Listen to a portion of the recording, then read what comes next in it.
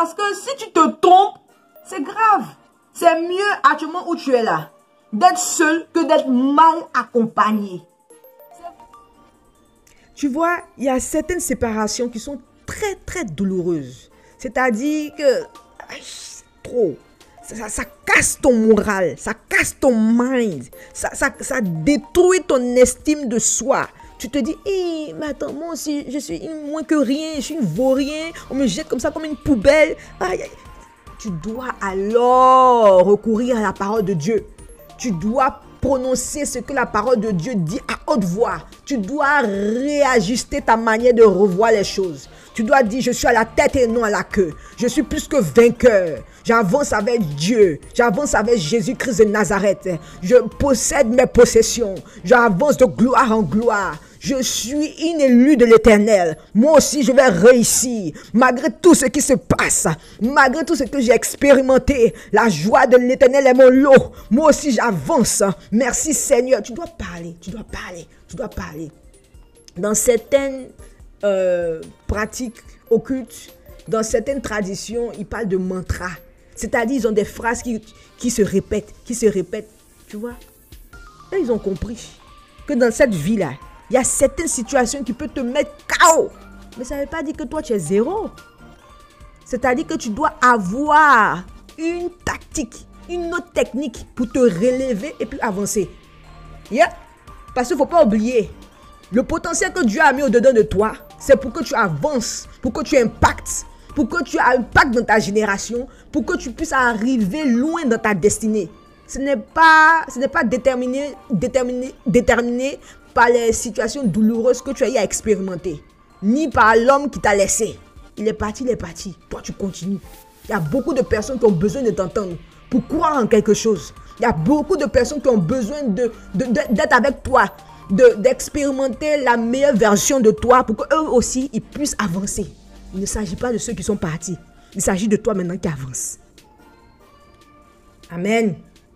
Maintenant, il faut que tu saches une chose. Il y a des conseils.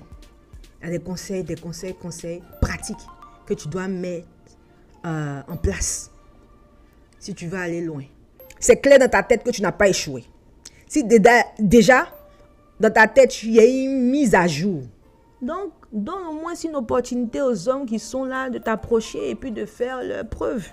Hein? Faut pas chasser tout le monde comme ça. Et toi aussi. Donc là, ok, donne une opportunité. Mais, toi, tu dois connaître tes limites.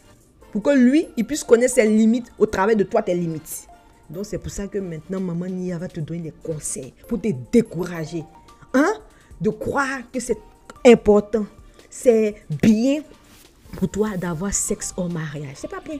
C'est pas bien. Parce que, comme j'ai dit là, le mariage, c'est cette plateforme-là, légale, pour que Dieu puisse déverser son onction, sa puissance, pour que toi, maintenant, et cet homme avec qui vous serez là, vous puissiez avancer d'une manière accélérée. Dieu ne fait pas tomber depuis le ciel ses bénédictions dans du n'importe quoi, dans du secret, dans du micmac, dans tout ce qui est sale et gauche et méchant qui sent. Non, Dieu se respecte. C'est pour ça qu'il a établi ses lois. Quand tu suis ces lois, c'est toi qui en bénéficies. Tu comprends? Mais par rapport même à tes enfants, tu vois, non, ils savent que oui, maman est mariée, il y a quelque chose de légal. C'est pas tout le monde qui va venir s'approcher d'eux. Tu vois, non, quand tu regardes les abus sexuels à gauche, à droite, là, souvent, il y a trop d'ouverture. Il y a trop d'ouverture. On ne sait pas qui suit les enfants, qui protège les enfants. Tu vois? Donc, il y a plusieurs choses qu'il faut voir. Et puis, j'ai envie de parler de ça après, mais je ne sais pas si je vais parler de ça maintenant. Et puis, quand tu te maries là même, je vais parler de ça maintenant. Quand tu te maries là, ma chérie, c'est différent de quand tu ne te maries pas. Parce que là, tu vas donner tout ton potentiel physique à un homme. Tu vas préparer pour lui. Tu vas lui donner des moments intimes. Et il te donne quoi comme garantie? Ma chérie, il te donne quoi comme garantie? Hein? Tu vaux cher. Tu es un diamant. Même si tu es à l'état brut, tu restes toujours un diamant. Toi, tu donnes tout ça là. Et on t'appelle toujours mademoiselle. Hé! Ou bien? Donc il faut voir. Ta valeur doit augmenter. Ta valeur doit augmenter. C'est ce que je suis en train de te dire. C'est-à-dire que oui, tu as déjà une valeur en toi. Tu es un diamant, même à l'état brut, tu es un diamant. Dieu t'a donné peut-être dans le mariage d'avoir un homme avec lequel tu pouvais marcher. Cet homme-là, tu vois, si il est focalisé, normalement dans le mariage, s'il est focalisé à suivre la volonté de Dieu, il va te protéger, il va te nourrir, il va te tailler, il va t'aider à être ce que tu dois, le meilleur du diamant là, pour avancer, pour briller dans ta destinée. Mais bon, si ce n'est pas le cas, ça ne veut pas dire que toi tu n'es plus diamant. Tu restes toujours diamant, tu vois. Mais maintenant, quand tu es seul là, tu sais que tu es diamant. Même si tu as l'état brut, tu sais que tu es diamant. Mais tu ne vas pas laisser les autres hommes venir dans ta vie, te prendre dans ça fait rien, et puis te jeter encore. Toi-même, tu mets tes limites pour qu'ils sachent qu'ils ont affaire à diamant, à une femme diamant. Même si elle a l'état brut, elle s'est réajustée. Elle a mis sa valeur comme ça. C'est pas moi qui vais venir pour mettre sa valeur comme ça. Parce qu'on dirait qu'elle sait où elle s'en va. C'est de ça qu'il s'agit. C'est de ça qu'il s'agit. Donc, conseil. Premier conseil que je peux te donner, il faut que vous appreniez à prier ensemble. Il faut que vous appreniez à prier ensemble. Quand vous êtes en train de parler au téléphone, maintenant il est l'heure de dormir. Ok, babe, je te dis bye. Hein. Bonne soirée, on se parle plus tard. On prie d'abord. Prions. Seigneur, merci parce que tu nous protèges. Tu protèges X, Y là-bas. Et en tout cas, Seigneur, fortifie-le. Et puis aussi, vous devez prier aussi pour vos projets. Tu comprends, non? Il t'explique ses projets. Toi aussi, tu parles de tes projets. Seigneur, merci parce que nous avons de grands projets. Ouvre nos yeux, Seigneur, pour que nous sachions comment faire, comment établir ce que nous devons établir. Seigneur, envoie de l'aide, envoie des bienfaiteurs. Aide-nous, Seigneur. Parle. Pourquoi? Pour qu'il puisse savoir ton niveau déjà spirituellement. Avant que vous mariez, il n'a qu'à savoir ton niveau. Tu comprends, non? C'est ça, de ça qu'il s'agit.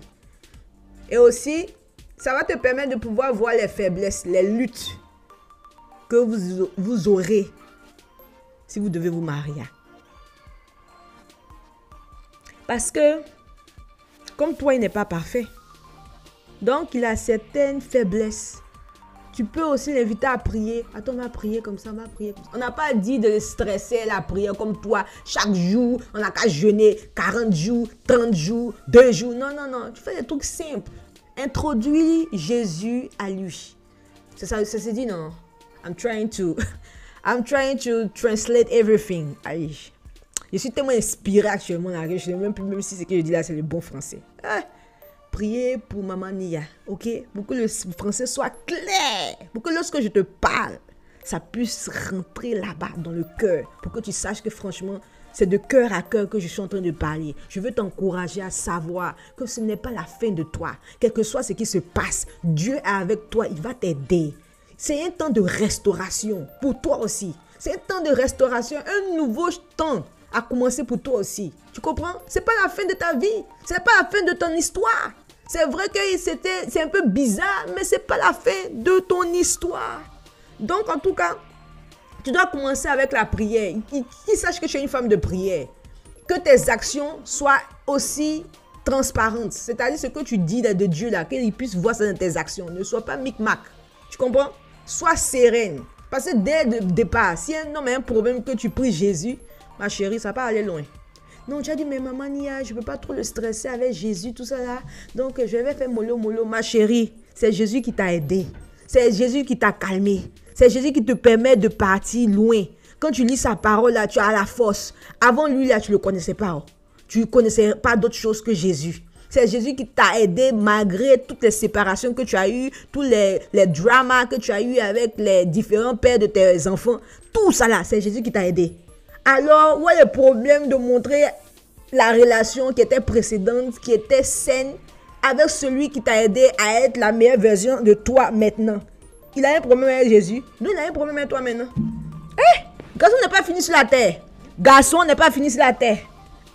S'il n'aime pas Jésus, on avance. Je te dis. Donc, je disais, pour voir les faiblesses et les luttes. Pourquoi? Parce que quand vous serez dans le mariage, là, il y aura peut-être des grands problèmes vraiment difficiles. Quand tu vas lui dire, viens, on va s'asseoir pour prier. C'est là maintenant, il va venir te dire, Cette histoire de prier, pardon. On s'est connus avant, on ne priait pas. Donc, c'est pas maintenant, on va venir prier. Tu comprends? Donc, dès le départ, tu mets les bases. Toi, tu es comme ça. On ne t'abaisse pas comme ça. Ok. 2. On ne joue pas à papa et à maman. Tu sais de quoi je parle? On ne joue pas à papa et à maman. Si tu ne sais pas, bon, je vais dire. On ne vit pas ensemble. Style, maman et on doit vivre ensemble. Comme ça va nous permettre de payer le loyer. Ça sera moins cher pour nous deux. Ton salut dépend de ton loyer. Ma chérie, avant lui, tu faisais comment? Faut pas te mettre la corde au cou pour toi-même te tuer. Il a sa chambre, tu as ta chambre, mais vous êtes dans la même maison. Non, tu vas en faire attention, il connaît mes limites. Un jour, le corps humain va parler plus fort que tout ça là. Personne ne vous voit, vous êtes toujours dans la maison. Et puis maintenant, il va venir taper à ta porte. Non, je vais venir te voir pour te saluer, tout ça. Ma chérie, on sait comment ça se passe. Toi, tu as eu des enfants, donc tu sais comment ça se passe. Faut pas te blaguer. On ne vit pas ensemble qu'on n'est pas mariés. C'est tout. Aussi, on n'invite pas un homme chez soi. On ne reste pas seul avec un homme. Ça, c'est un conseil que j'ai appris avec un couple qui se sont mariés. Monsieur et madame se sont mariés. Ils étaient puceaux et vierges. Ils étaient ensemble pendant plus de 2 ans. Goéga, 2 ans, mais ils n'ont jamais eu de rapport sexuel avant mariage. Donc, c'est pour te dire que tu n'es pas la seule. Il y a des gens qui ont déjà vécu ce que je suis en train de te dire là. Et comment ils faisaient? Quand ils sortaient ensemble, ils faisaient tout pour ne pas être seuls. Même dans la voiture. Ils faisaient tout pour ne pas être seuls. Donc, moi, ce que je peux apporter comme petite touche, non, que tu as préparé, tu l'invites pour qu'il vienne manger chez toi. On sait comment ça finit aussi. Il va finir de manger. Il est bien rassasié que non, il doit se relaxer dans ton divan. En train de regarder, passer. Il n'y a personne. Il n'est pas stressé pour aller quelque part. Toi aussi, tu n'es pas stressé puisque tu es chez toi. Dès il se lève, il t'appelle. Tu sais comment ça commence. On ne reste pas seul avec un homme. Aussi, il faut que tu t'obliges à te mettre un coup-feu. C'est pas à 20h30 ou à 20h55 qu'on invite un garçon pour venir chez soi. Ou bien toi, tu dois partir voir un garçon. Non, fais attention. Tu sais que la nuit, là, tout le monde est relax. Fais attention. Tu te connais toi-même un peu, non? Faut pas créer les trucs comme ça. En fait, ce que je veux te faire comprendre, faut vivre comme une jeune fille vierge qui récrée son monde après que tout est chamboulé. Donc, physiquement, tu dois te voir comme une vierge. Tu fais attention. Je ne vais pas donner ma virginité ni mon célibat à n'importe quel homme. Je fais attention, Bon, j'ai eu beaucoup d'expérience, mais je fais attention. C'est comme ça, en fait, il faut réfléchir. Donc, ce n'est pas tous les hommes qui vont te toucher. Pas tous les hommes qui vont venir mettre le main dans ta cheveux pour dire que oui, tu es belle. Attends, touche dans ton... Attends, t'embrasser un peu. Il fait un bisou là, à 20h55, à 21h, à 23h55. Il est autour de toi en train de t'embrasser ici. Ma chérie, tu sais comment ça commence. Mets tes limites claires. Non. J'espère que là où tu es, là, tu es encouragé de savoir que le sexe hors mariage, tu peux résister avec la parole de Dieu, avec les bons conseils, avec une bonne énergie. Toi aussi, tu peux avancer de gloire en gloire. C'est de ça qu'il s'agit. 3e point, il faut l'introduire à une personne naturelle. Je dis une personne naturelle. À une personne mature, spirituelle. Donc, ce serait très intéressant que tu aies un père spirituel, une mère spirituelle. Pourquoi? En fait, pour qu'il y ait un respect qui s'établisse là. Parce que je voudrais parler avec une manière un peu plus élaborée, mais laisse-moi dire ça dans mon langage un peu ivoirien là. Garçon a besoin de savoir qu'il y a un respect. C'est-à-dire, quand tu introduis un homme dans ta famille, dans ta vie, il faut qu'il sache qu'il y a un niveau. Tu vois, non? Donc, quand un lion rentre dans un autre territoire, il doit savoir que ici, là, c'est déjà géré. Il y a des hommes qui sont déjà posés. Donc, tu ne peux pas venir t'amuser n'importe comment à une autre fille.